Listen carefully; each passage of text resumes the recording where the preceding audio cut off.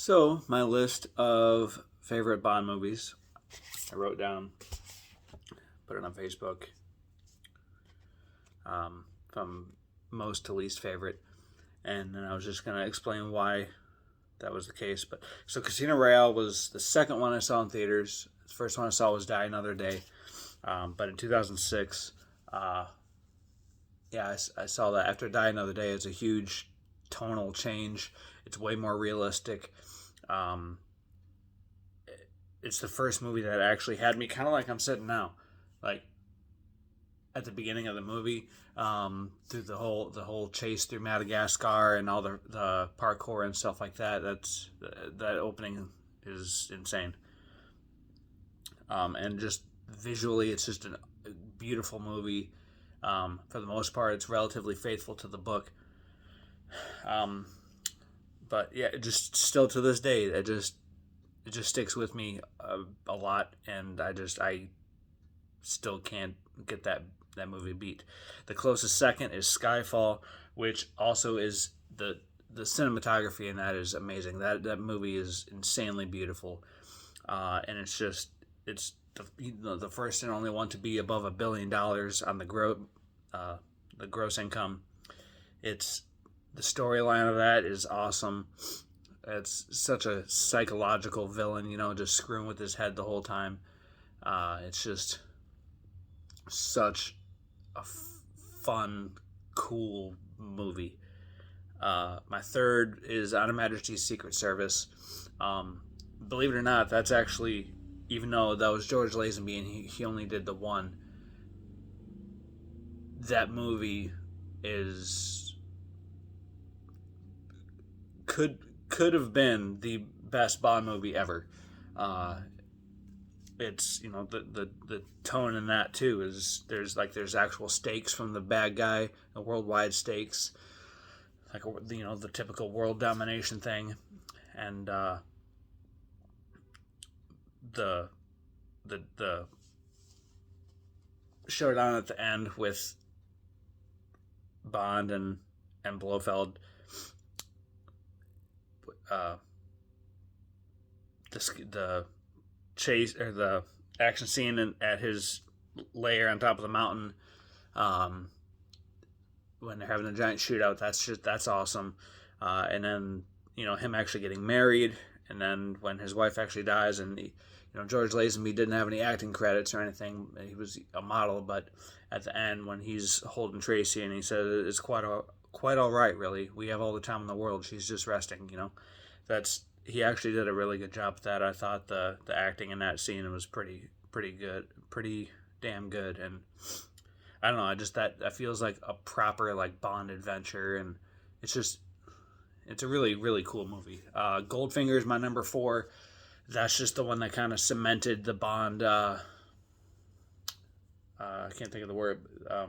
Just like the Bond, the way that we know Bond. With the pre-title sequence and the theme song, and um, the crazy henchman, the outlandish villain, and the cars, the gadgets, the girls, everything.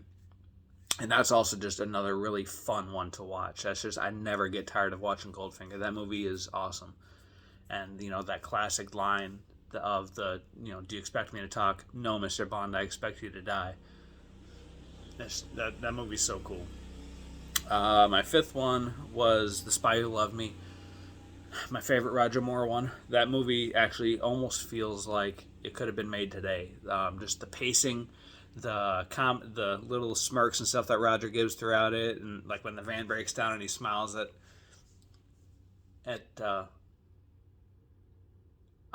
Agent Triple X. It's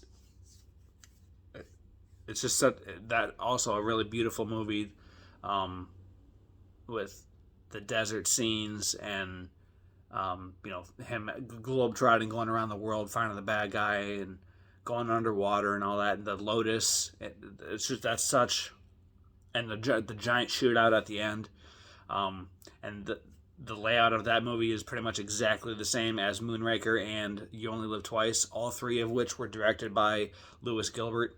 That's just I don't think that's a coincidence, but yeah, that one's And that one actually went higher up on my list. I used to be kind of in the middle in my mental list back in the day, and I watched them all last year, and I was like, damn, The Spy Who Loved Me is actually an awesome ass movie.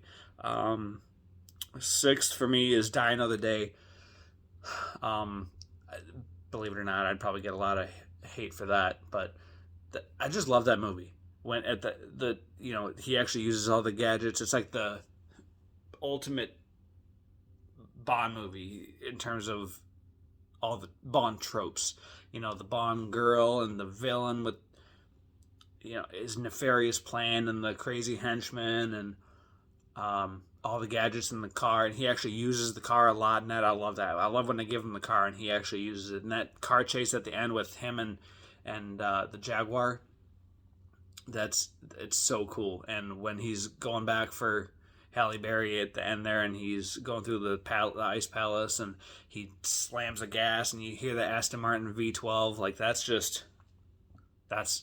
awesome. It was the first one that I saw in theaters. And that's right around the time 2002 that I started to get into Bond. So it's got always will have a special place in my heart. And everyone talks about the crap CGI and stuff at the end, but that really doesn't bother me. Whatever. I think it's still a really cool, awesome Bond adventure, globetrotting, and all that stuff. That's really cool. License to Kill is number 7. I actually love that one. That's the lowest grossing one, but he goes rogue, and it's the first one PG-13, and it's actually Q's actually helping him out in the field. That's the first one where Q is out there with them in the field, and it's a more grounded, down to earth story that could probably really happen. With the bad guy dealing drugs and things like that, and working with other countries' presidents and all those things, but that's also really close to Daniel Craig. The way Timothy Dalton plays Bond, and that is and the Living Daylights too a little bit, but it's very, very close to the way Daniel Craig plays him, and kind of how Bond is in the books. But yeah, and believe it or not, I actually love the Gladys Knight song, "The Living" or "License to Kill." I love hearing that song. Dr. No's number 8, first one. That's just, I don't know. I never get tired of that one either, even though it's really slow for like 3/4 of the movie. It's, building up the characters and setting the stakes and the tone, and, Dr. No always being in the shadows, and, after they get him on his island and they drug him, Dr. No walks into Bond's room, and he's got the black fake metal hands or whatever, and he goes, grabs a blanket and lifts up a little bit and drops it. But you don't see his face, all you see is his hands. It's just, also when he's talking to Professor Dent to kill Bond, and they talking about this, giving him the tarantula, and you don't see him, you just hear him. It's such a cool movie, and I think Dr. No is actually a pretty cool villain. 9 is The World Is Not Enough, which is another one of my faves. Also around the time that I started getting into Bond, late, I remember when that one came out in 99, actually. I remember renting it from Blockbuster on VHS. But that one actually, to me, a few years ago I watched it, I was like, this actually kind of feels like an older one. The feel of that movie, it feels like an older Bond, like from the 60s or 70s. But that's another one too, a cool, crazy villain who can't feel pain, and it's a semi-complex story involving multiple villains and characters, and I really like that one. Number 10 to round out my top 10, No Time to Die. I'm still up in the air on this one. It could go up higher in the list later on. It might drop. I don't know. But there's a lot of things in it that I like, and a lot of things I don't. I'm not going to give away any spoilers or anything, but yeah, I'll leave that there. That's currently at number 10. Quantum of Solace, number 8. Believe it or not, that's actually, one of the more derided ones, I think. But I like that movie. The quick cut editing does kind of bother me a little bit. but I love the opening scene. That is a bitchin' opening scene. That with the Aston Martin and the car chase and everything, like I don't know if there's another 2.5 minutes in any movie that is more action packed than that and realistic. I'm not talking like all the crazy crap that happens in like an Avengers movie in 2.5 minutes where it just whatever. I'm talking like that's fantasy. I'm talking reality. Like this, the beginning of Quantum of Solace is pretty realistic. Um, that's awesome. And of all of Craig's tenure, all the Bond villains that he faces, other than a little bit in No Time to Die, which um, the only one that's really like a physical adversary is Dominic Green in Quantum of Solace. They actually fight each other for a decent amount of time, and Bond has to defend himself against him with an axe. And he's, some of them are more psychological and things like that. And but Dominic Green is the only one that's like the physical adversary. But I actually like that movie. There's a lot of action in that. It's the shortest one, but the pacing is actually pretty good. It doesn't really slow down a whole lot, but it keeps you on the edge of your seat. 12 is You Only Live Twice. I love that. My favorite part of that movie is that, again, kind of like The Spy Who Loved Me. The giant shootout in the volcano at the end almost feels like a modern day action scene. It's really, really cool.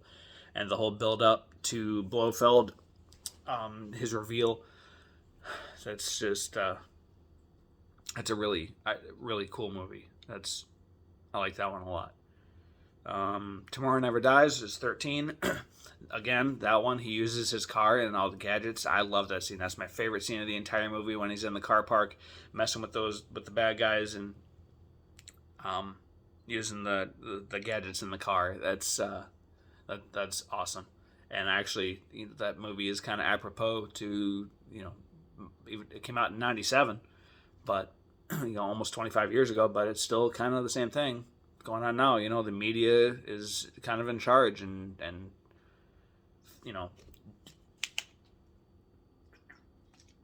doing what they do. And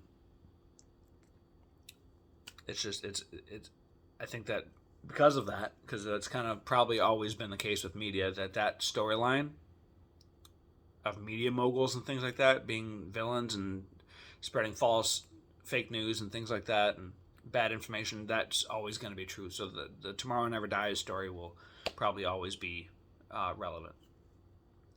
Goldeneye, the one right before that, 14. I love that one too, the first Pierce one. That's a really cool movie. That also kind of feels like an older one, sort of. Just with the pacing and the story and yeah, that's a typical. Everything about it's just typical Bond, and it had to be big after coming off of License to Kill, 6 years prior, because 6 years difference, a new actor, they had to do it big. 15, Spectre, my least favorite Craig movie. I actually like it a lot. I just think that it's kind of, when they followed up Skyfall with that, it's kind of other than the opening with the giant helicopter chase and all that, and the fake one take deal. Other than that movie's quite slow. It does hold the Guinness World Record for the largest explosion still 6 years later in a movie. Largest explosion. And Casino Royale, by the way, just to go back to number one real quick, holds the record for the most rollovers in a car in a movie when he rolls over the Aston Martin. They only expected it to go like 2 or 3 times, and it was like 6, 7, 8 times or something like that. But yeah, Spectre, the biggest explosion in a movie, in any movie.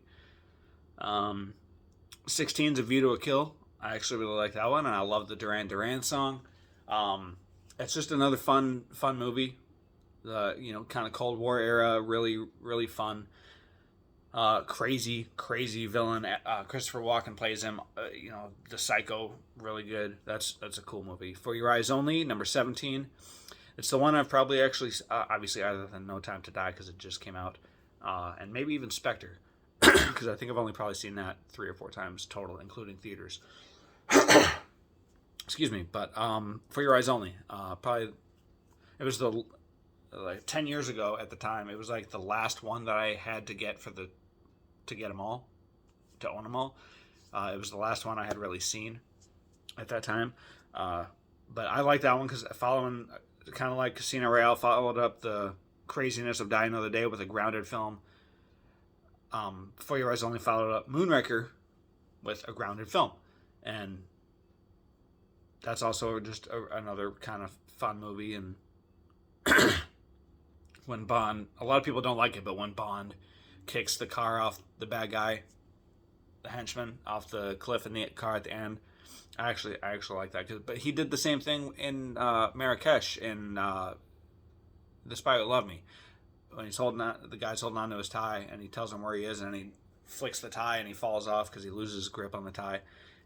I don't know. Those are probably the 2 moments in the Roger Moore era that are actually pretty dark and violent for Bond. But yeah, For Your Eyes Only, that's a more grounded movie, because the fantastical is cool, but I like the more realistic, grounded stuff better. 18 is Diamonds Are Forever. That's probably would normally be lower on the list, but it's higher just because it's a fun movie, and I really like the Mustang that's in it, the Mach 1, the red Mach 1. That's pretty much all I have to say about that, because Sean Connery plays that movie, like when he goes at the beginning, put your hands up. It's just, he plays it super campy, but it is a fun movie. 19 is Moonraker. Also a fun movie. Love the way that one plays out, and Jaws ends up being a good guy.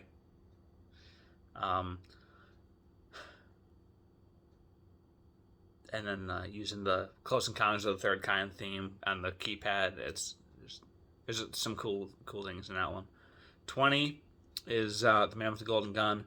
That one's really okay. My favorite part of that really is probably the car chase scene again, with the AMC, and when he does the corkscrew, that's awesome. I don't like that slide whistle that they use on that. That sucks, and I know that there's interviews out there where they kind of regret doing that.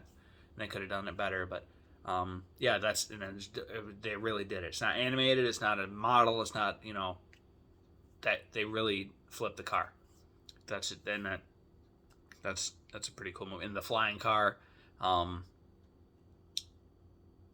that's about all on that one.